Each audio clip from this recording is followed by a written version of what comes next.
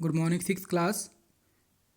But up to yesterday, we have completed the exercise of our chapter, and I gave you some question answer for learning also. I hope you have learned that homework and you have also written that exercise in your book.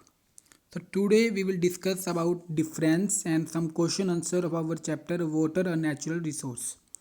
तो सबसे पहला difference क्या है, draught and flood. Flood और draught में क्या difference होता है.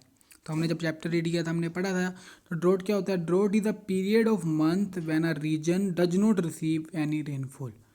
ड्रोट किसी भी मंथ के वो पीरियड होते हैं जिसमें किसी भी जगह पर बिल्कुल भी रेन नहीं होती. उसे हम क्या बोलते हैं, ड्रोट. वहाँ पे सूखा पड़ जाना. ड्रोट का मतलब होता है सूखा पड़ जाना.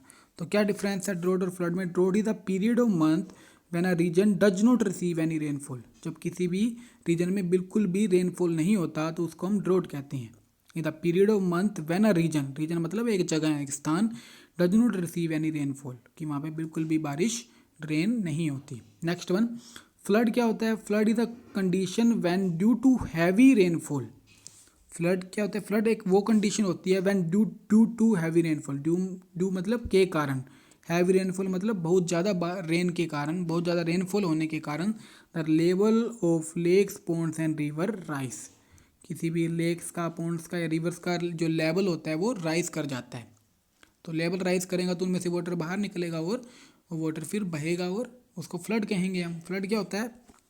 Flood is the condition when due to heavy rainfall the level of lakes ponds and river rise. तो ये डिफरेंस है ड्रोट और फ्लड में. उसके बाद वेपोरेशन और कंडेंसेशन. वेपोरेशन क्या होगा. The process of converted water into water vapour by heating is called evaporation. वो प्रोसेस जिसके द्वारा हम वाटर को वाटर वेपर में बदलते हैं हीट करके, वो प्रोसेस जिसके द्वारा हम वाटर को वाटर वेपर में बदलते हैं उसे हम वेपोरेशन कहते हैं. ये आपने फिफ्थ क्लास में भी किया था. The process of converting water into water vapour by heating is called evaporation. The process of converted water vapour into water, water vapour से जब हम वाटर में बदलते हैं, वो वाटर से वाटर वेपर में था हीट के द्वारा, और ये क्या होगा वाटर वेपर से वाटर में बदलना बाय कूलिंग, कूलिंग से. तो उसको हम क्या कहेंगे, condensation. After that question answer, what are three uses of water. तो वाटर के यूजेस बताने हैं. आप कोई भी तीन लिख सकते हैं. We use water for drinking, drink water पीने के लिए यूज़ करेंगे हम. We use water for bathing and washing, नहाने के लिए या फिर धोने के लिए हम वाटर का यूज़ करेंगे. We use water for irrigation, irrigation मतलब कि हमारी क्रॉप्स में पानी देने के लिए, फसलों में पानी देने के लिए भी हम किसका यूज़ करेंगे, वाटर का. We use water for irrigation, irrigation मैंने सिंचाई करना या पानी देना.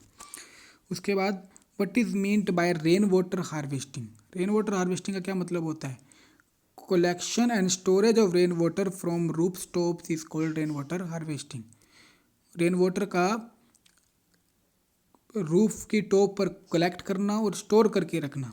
हमारे रूफ पर, छतों पर वाटर को कलेक्ट करना और उसको स्टोर करके रखना, उसे हम क्या बोलेंगे, rain water harvesting. Next question, water spoiled on the floor disappears after some time, Y.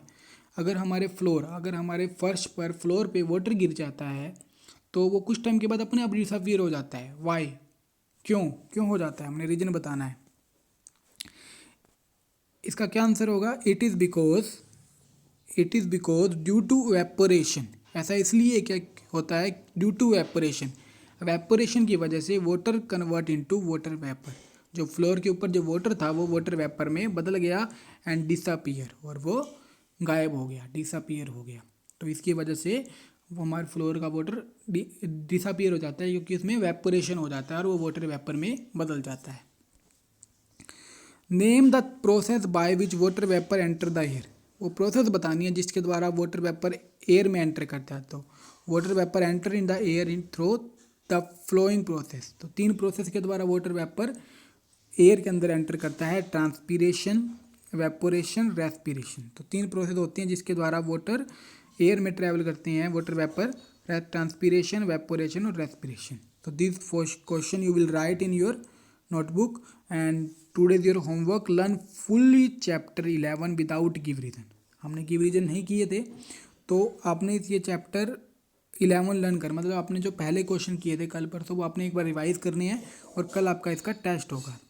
Learn full chapter 11 without give reason for test on tomorrow. Okay students, so do it and write question answer in your fair notebook. Thank you.